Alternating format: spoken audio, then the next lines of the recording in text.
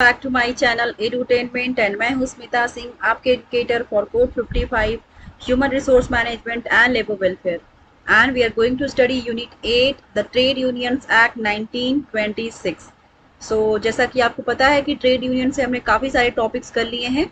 अगर आपने उन सेशंस को नहीं देखा है तो please go through my channel edutainment and आपको सारे सेशंस दिख जाएंगे, सारे वीडियोस जो भी आप चाहते हैं।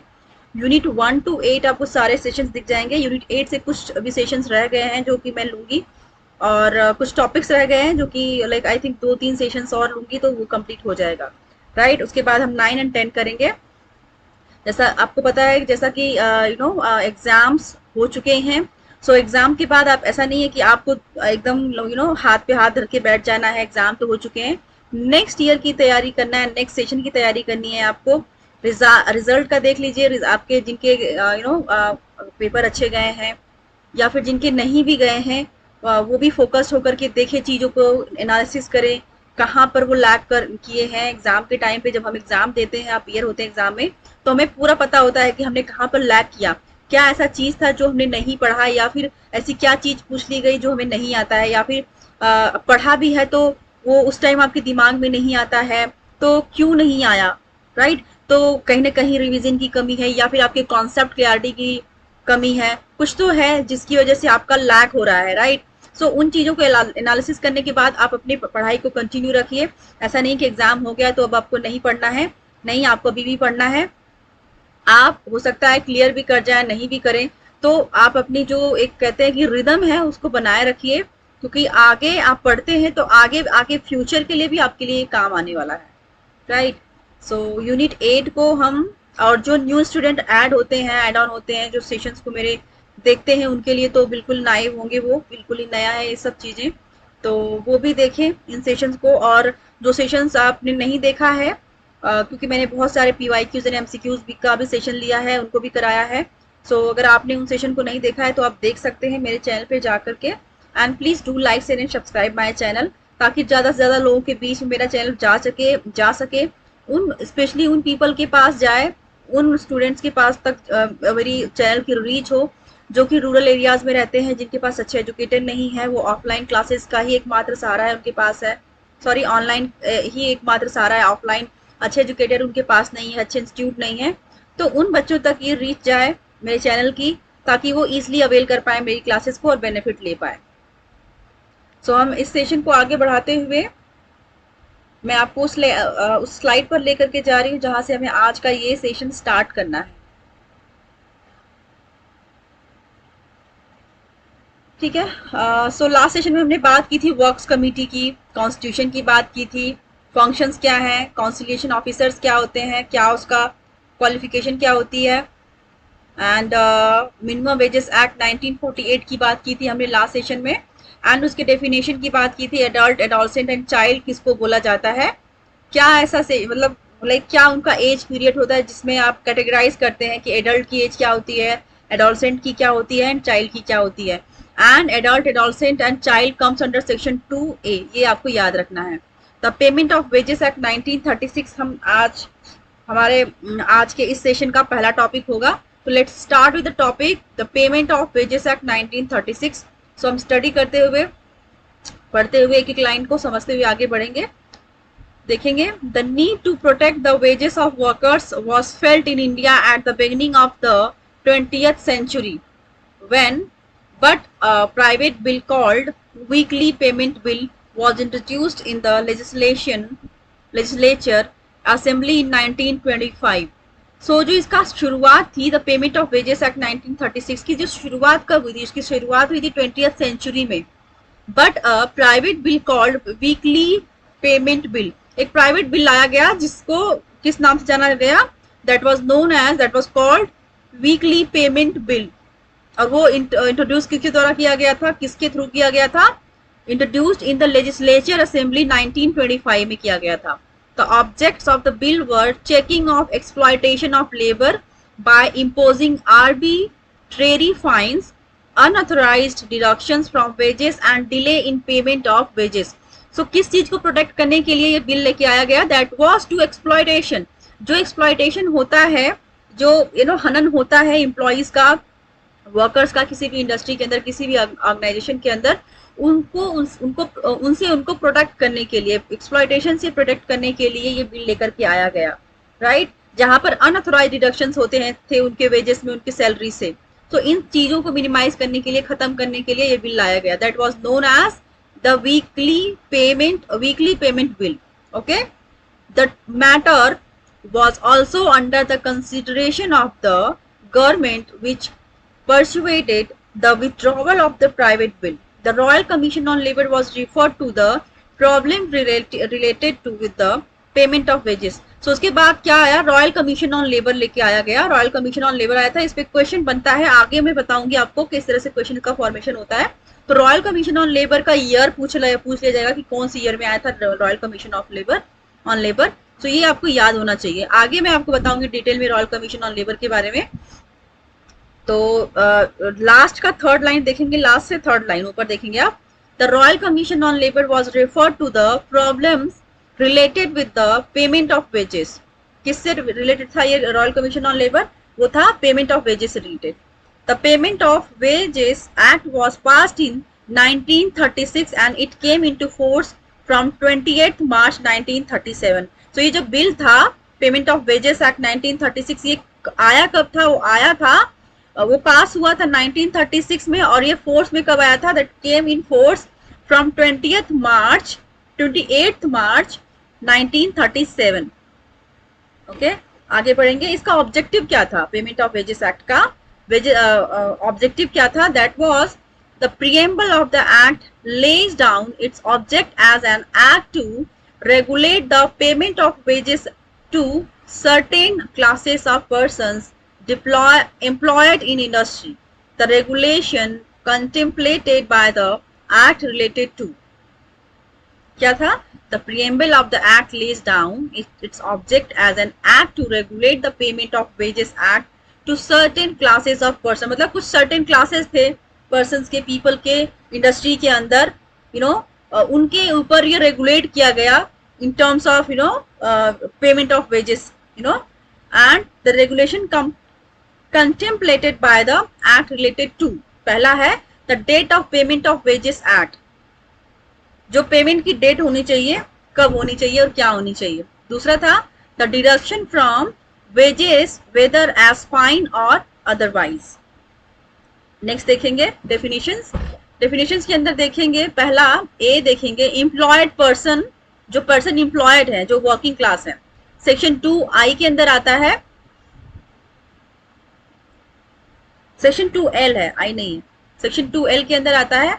It includes the legal representative of a deceased employed person. So जो एम्प्लॉयड पर्सन हैं सेक्शन 2L के अंदर, it includes the legal representative of a deceased employed person। जो पर्सन एम्प्लॉयड है किसी भी इंडस्ट्री, किसी भी ऑर्गेनाइजेशन के अंदर, उसके बिहाफ पर कौन रिप्रेजेंट कर रहा है इसको? सपोज पर्सन की डेथ हो गई है, राइट। वो पर्सन की अभी that person is no more who is working in the organisation और दी इंडस्ट्री। सो उस पर्सन के बिहाफ पर कौन लड़ेगा, कौन लड़ाई लड़ेगा कि उसके हक में कौन खड़ा होगा? तो उसके जो पर्सन मृतक है, जो डिसीज्ड है, उसके बिहाफ पर कोई भी पर्सन एज अ रिप्रेजेंटेटिव उसको रिप्रेजेंट कर सकता है, राइट, लीगली लड़ सकता है एज अ रिप्रेजेंटेटिव। बी देखेंगे वेजेस के केस में, जैसे wages payment of wages act के अंदर ये भी डाला गया कि अगर आप किसी भी तरह का आपका अमाउंट ड्यू है, आपका वेजेस में कोई भी ऐसा है कि जैसे कि आप जो पे नहीं किया गया है और एम्प्लॉय की डेथ हो गई, तो एम्प्लॉय की डेथ हो गई इसका मतलब ये नहीं कि सारी चीजें खत्म हो गई, नहीं। एम्प्लॉय जो डिसीज्ड एम्प्लॉय है, जो मृतक एम्प्लॉय था, उसके बिहाफ पर कोई भी उसको रिप्रेजेंट कर सकता है, उसके बिहाफ पर लड़ सकता है लीगली। बी देखेंगे एम्प्लॉयर की बात करेंगे अभी। सेक्शन 2IA के अंदर आता है employer. It includes the legal representative of a deceased employer. क्या कह रहे हैं? It includes the legal representative of a deceased, मतलब सपोज इन केस एम्प्लॉयर जो कि ओन कर रहा है कंपनी को, ऑर्गेनाइजेशन को, उसी की डेथ हो जाती है, तो उसके केस में भी कोई ना कोई उसको रिप्रेजेंट कर सकता है एज अ लीगली, कोई भी पर्सन रिप्रेजेंट कर सकता है उस एम्प्लॉयर को, right. That comes under section 2IA। See देखेंगे वेजेस सेक्शन 2(5)I के अंदर आता है। No it's a not 5i, it is 6 होगा ये आपका, या सेक्शन 2(6) हो जाएगा आपका ये. It means all remuneration, whether by way of salary, allowances, or otherwise, expressed in terms of money or capable of being so expressed, which would, if the terms of employment expressed or implied were fulfilled, be payable to a person employed in respect of his employment or of work done in such employment, and includes. पहला है any remuneration payable under any award और settlement between the parties और order of a court. सो क्या कह रहे हैं, wages के अंदर क्या देखेंगे आप, it means all remuneration. Wages के अंदर किसी भी तरह का रेम्युनरेशन आप कंसीडर कर सकते हैं, किसी भी तरह का ये वेज हो सकता है, किसी तरह का रेम्युनरेशन हो सकता है, whether it is salary, whether it is allowances, या फिर अदरवाइज कोई भी चीज हो सकती है, right. Expressed in terms of money, मतलब वो मनी जो कि पे किया जाता है एम्प्लॉयज को, वर्कर्स को, लेबर्स को, in a form of salary, in a form of allowances, मतलब स्पेशल अलाउंसेस होते हैं ना, मेडिकल अलाउंस दिया जाता है, ट्रांसपोर्टेशन अलाउंस दिया जाता है, तो that allowance can be anything, या फिर किसी अदर मॉनेटरी फॉर्म में होता है वो, that is called wages. In terms of, second line देखेंगे, इन टर्म्स ऑफ मनी और capable of being so expressed which would, if the terms of employment expressed or implied were fulfilled, be payable to a person employed in respect of his employment or of done work done in such employment, and includes. पहला देखेंगे, any remuneration payable under any award or settlement between the parties or order of a court. So wages क्या होता है, कोई भी remuneration जो कि पे किया जाता है अंडर एनी अवार्ड और सेटलमेंट, किसी भी सेटलमेंट के तहत अगर वो कोई भी पैसा पे किया जाता है, रेम्युनरेशन पे किया जाता है बिटवीन द पार्टीज और ऑर्डर ऑफ द कोर्ट, मतलब सपोज पार्टीज के बीच में, सपोज एम्प्लॉयर और एम्प्लॉई है, ठीक है, कोई भी ऐसी चीज होगी जिसकी वजह से एम्प्लॉयर को रेम्युनरेशन पे करना है, एज अ सेटलमेंट, तो वो या तो खुद से पे करे या तो ऑर्डर दे कोर्ट कि आपको इतना अमाउंट उस एम्प्लॉय को पे करना है, right. So in that case that is called, that is known as wages. So यहाँ पे वेजेस की डेफिनेशन बता रहा है कि वेजेस है क्या और किस तरह से इसका पेमेंट होता है, किन किन रूपों में देखा जाता है ये. दूसरा है any remuneration to which the person employed is entitled in respect of overtime work और हॉलीडेज और any leave period. So wages क्या होता है, रेम्युनरेशन, किसी भी तरह का एक रेम्युनरेशन होता है. वो रेम्युनरेशन का मतलब कि पे आउट होता है, यू कैन अंडरस्टैंड कि आपने कुछ काम किया उसके अगेंस्ट आपको रेम्युनरेट किया जा रहा है, मतलब आपको पे किया जाता है, that is wage. to which person employed is entitled to respect of overtime. तो वो wages जो है, जो remuneration है होता है, वो आपकी सैलरी हो सकती है, आपने जो काम किया, ओवर टाइम काम किया, उसके बेसिस पे आपको पेमेंट किया जा रहा हो, या फिर आपकी हॉलीडेज के लिए पे किया जा रहा है, या फिर आपकी लीव पीरियड के लिए पे किया जा रहा है. थर्ड है any additional remuneration payable under the terms of employment, whether called a bonus or by any other name. चौथा है any sum which by reasons of the termination of employment of the person employed is payable under any law, contract or instrument which provides for the payment of such sum, whether with or without deductions, but does not provide for the time within which the payment is to be made. पांचवा है any sum to which the person employed is entitled under any scheme framed under any law for the time being in force. आगे बढ़ेंगे, इसमें कुछ ज्यादा समझाने की चीज नहीं है, आपको समझ में आ गया होगा.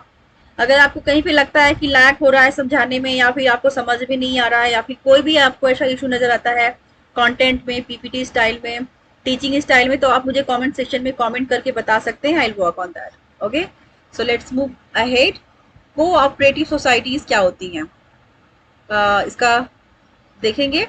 Deductions for payment to cooperative societies approved by the state government और any officer specified by it in this behalf or to a scheme of insurance maintained by the Indian Post Office.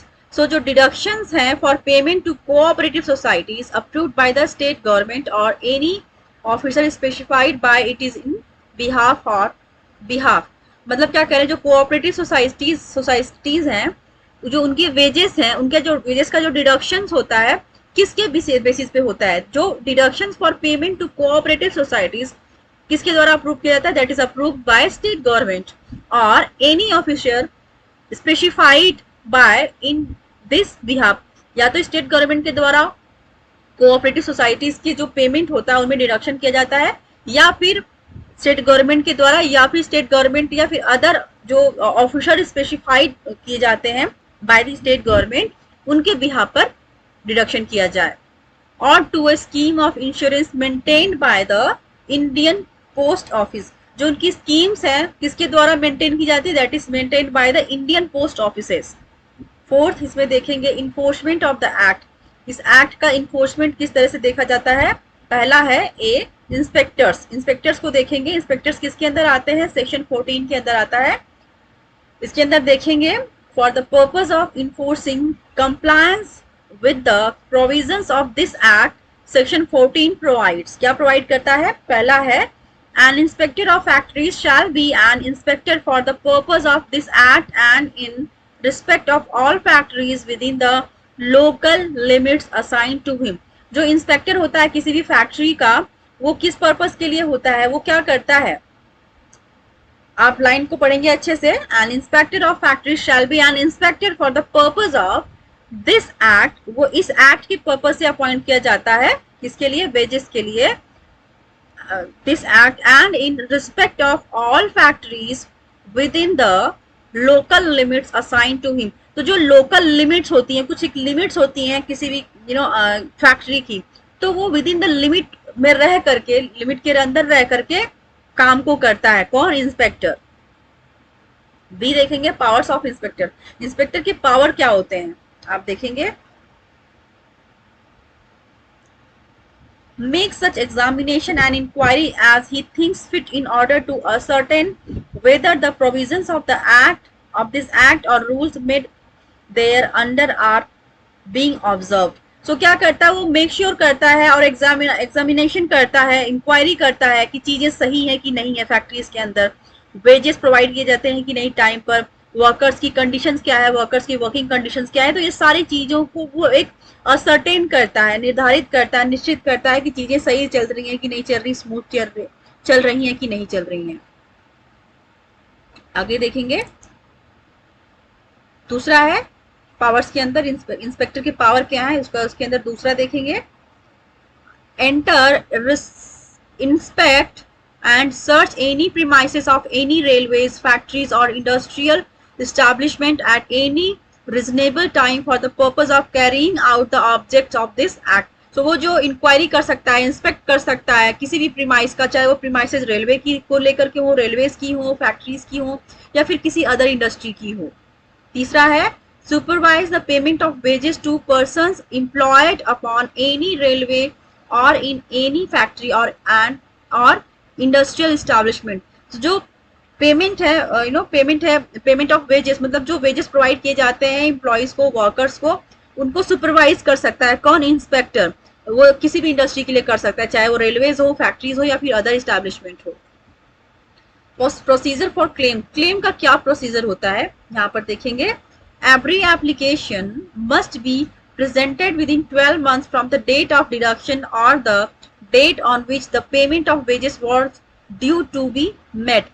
तो जो suppose wages का, जो आपका wages है, जो आपके veg है, जो आपका पेमेंट है, अगर किसी भी तरह का डिडक्शन हुआ है, या फिर आपको लगता है कि अनऑथोराइज डिडक्शन हुआ है, या फिर किसी भी तरह की कटौती हुई है आपके वेज में, तो उसके लिए क्लेम कब कर सकते हैं, कितने टाइम पीरियड के अंदर कर सकते हैं, that claim to be done within 12 proceeding months.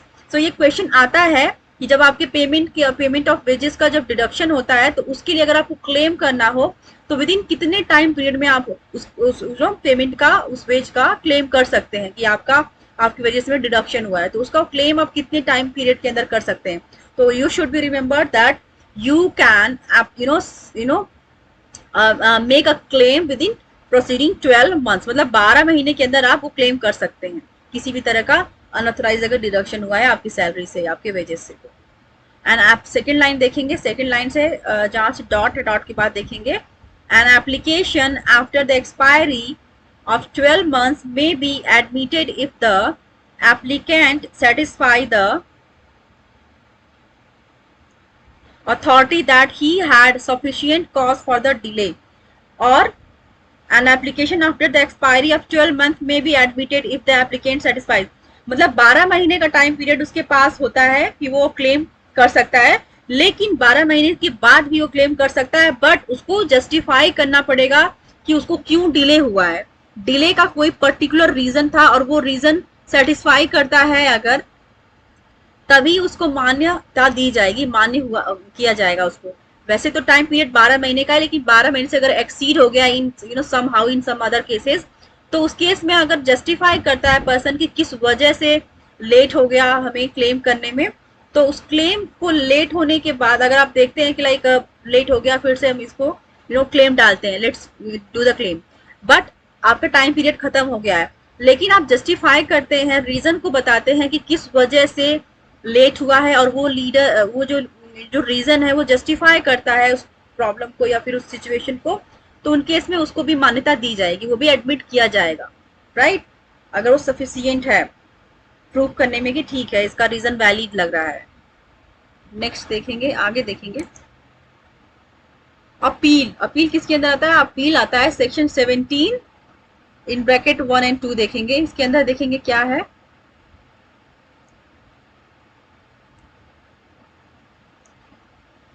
An appeal against a direction made by the authority may be preferred within 30 days of the date on which the direction was made in a presidency town, before the court of small causes and elsewhere before the district court। क्या कह रहे हैं यहाँ पर? Appeal क्या है, appeal को समझेंगे पहले। An appeal against a direction made by the authority may be preferred within 30 days of the date on which the direction was made। So, किसी भी डायरेक्शन को अगर ले लीजिए, अगर सपोज आपको अपील करनी है किसी भी चीज को, पर्टिकुलर चीज को लेकर के, राइट, सो उस अपील करने का टाइम पीरियड क्या होता है?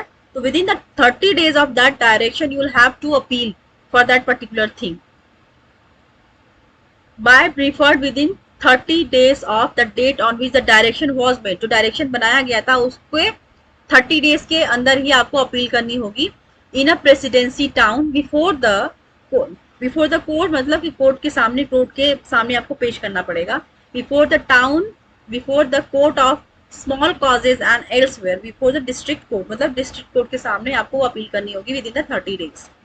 द इक्वल रेम्यूनरेशन एक्ट 1976 देखेंगे क्या है।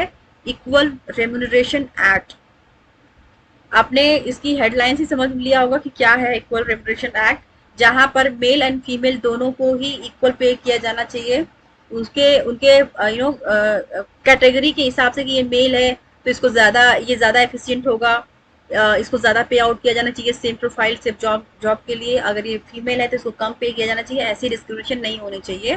सो by this act, by the act of the equal remuneration act 1976, इन चीजों के अगेंस्ट चीजें, मतलब एक मुहिम निकाली गई, एक तरह से एक एक्ट लाया गया जिससे कि किसी भी एम्प्लॉय का हनन ना हो पाए उनके कास्ट की वजह से, उनके उनके लाइक मेल फीमेल के बेसिस पर, इन चीजों के बेसिस पर किसी भी तरह का सैलरी का डिस्क्रिमिनेशन नहीं होना चाहिए। आर्टिकल 16(1) के अंदर ये दिया गया है। आर्टिकल 16(1) में देखेंगे क्या दिया गया है।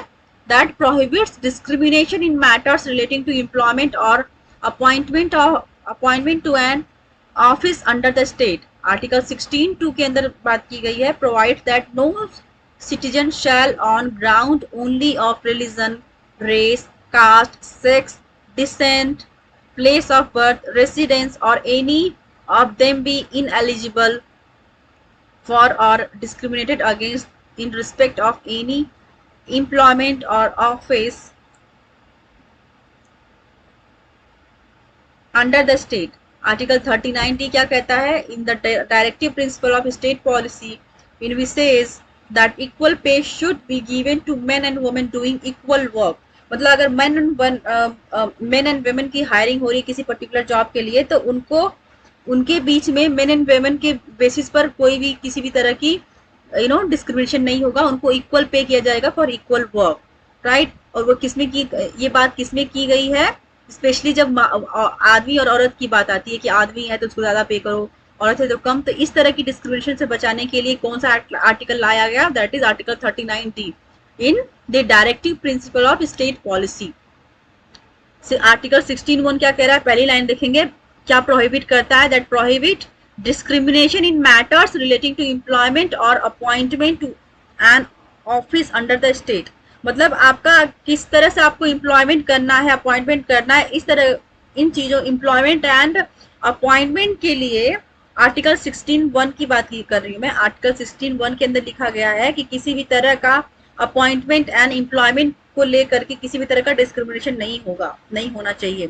आर्टिकल 16(2) के अंदर स्पेसिफाई किया कि किसी भी जो कोई भी सिटीजन है, ऐसा नहीं कि कोई सपोज मुंबई में आप जॉब देख रहे हैं, तो ऐसा नहीं है कि मुंबई में अगर आप जॉब देख रहे हैं तो जो मुंबई के लोकल है, जो मुंबई के लोग हैं रहने वाले, उनको क्योंकि वो लोकल है वहाँ के, तो उनको सेम वर्क के लिए, सेम जॉब के लिए अच्छा पे किया जाए। और वहीं पर मतलब सपोज 10,000 सैलरी दी जा रही है, तो वहीं पर अगर जो आउटसाइडर्स हैं, जो मुंबई से बाहर के स्टेट से आए हुए हैं, मुंबई में जॉब करने जा रहे हैं, तो उनको 8,000 या 7,000 सैलरी दी जाए। ऐसा नहीं, इस तरह का डिस्क्रिमिनेशन नहीं होना चाहिए। तो किसी भी पर्सन को उसके सिटीजनशिप के अकॉर्डिंग, वो कहाँ का रेसिडेंसी है, कहाँ का वो उसका जो प्लेस ऑफ बर्थ है वो कहाँ का है, उसकी रेसिडेंस, उसका रेसिडेंस क्या है, उसके बेसिस पे किसी भी तरह का डिस्क्रिमिनेशन नहीं होना चाहिए। उसकी जात पात क्या है, उसका कास्ट क्या है, क्या रेस है उसका, वो गोरा है कि काला है, उसका रिलीजन क्या है, उसके बेसिस पर किसी भी तरह का भेदभाव नहीं होना चाहिए सैलरी में। मतलब सैलरी इक्वल पे की जानी चाहिए। किसके अंदर बात की गई है ऐसी, आर्टिकल 16(2) के बाद, 16(2) के अंदर ऐसी बात की गई है। और वो मेन एंड वुमेन के बेसिस पर डिस्क्रिमिनेशन ना हो, ये किस में बात की गई है, that is talked in article 39D in the directive principle of state policy के अंदर ये बात की गई है। नेक्स्ट देखेंगे,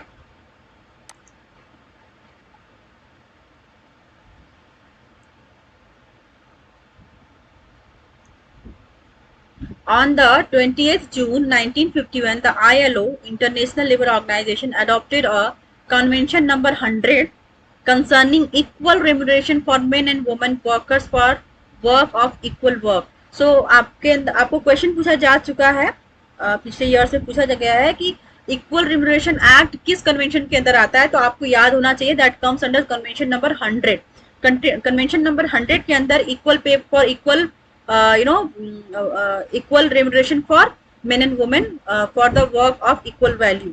So किसमें बात की गई है, convention number 100। so equal pay for equal work is topped in convention number 100। ये आपको याद होना चाहिए। एड और किसमें ये कन्वेंशन किसके द्वारा अडॉप्ट किया गया, that was adopted by the ILO, international labour organisation के द्वारा ये अडॉप्ट किया गया है। द कन्वेंशन, सेकेंड लाइन देखेंगे, सेकेंड लाइन का लास्ट देखेंगे, the convention was ratified by the government of India in 1958। और ये कन्वेंशन किसके द्वारा रेटिफाई किया गया था, दैट वाज रेटिफाइड बाय, मंजूरी किसके द्वारा दी गई थी, that was the government of India in 1958। However the ordinance, namely the Equal Remuneration Ordinance, was promulgated on 26 September 1975 to give effect to the constitutional provisions and the ILO Convention in the International Women's Year. The ordinance was replaced by the Equal Remuneration Act 1976, which received the assent of the President on 11th February 1976. Next stanza देखेंगे, last की third line देखेंगे, objects of the act. Act का objective क्या था, the act provides for the payment of equal remuneration to men and women workers. It also provides for prevention of discrimination on the ground of sex in the matter of employment for matters connected therewith. मतलब मिला के, कुल मिला के इसका objective ये था कि मेन एंड वुमेन के बेसिस पे किसी भी तरह का डिस्क्रिमिनेशन नहीं होना चाहिए। उनके कास्ट, उनके रेस, उनकी जात पात, उनके उनके रिजाइड कहाँ से करते हैं, प्लेस ऑफ बर्थ क्या है उनका, उनका रिलीजन क्या है, इनके बेसिस पे डिस्क्रिमिनेशन ना हो, पक्षपात ना हो, इसलिए ये एक्ट लेके आया गया, equal remuneration act 1976। I hope आपको ये सेशन पसंद आया होगा और जो भी जानकारी मैंने दी, जितना मैंने पढ़ाया आपको समझ में आया होगा। अगर आपको किसी भी तरह का डाउट हो, किसी भी तरह की क्वेरी हो, आप मुझे कमेंट सेक्शन में कमेंट करके बता सकते हैं एंड अपने सजेशंस भी दे सकते हैं कमेंट सेक्शन में। Okay, so thank you so much for watching me, thank you very much.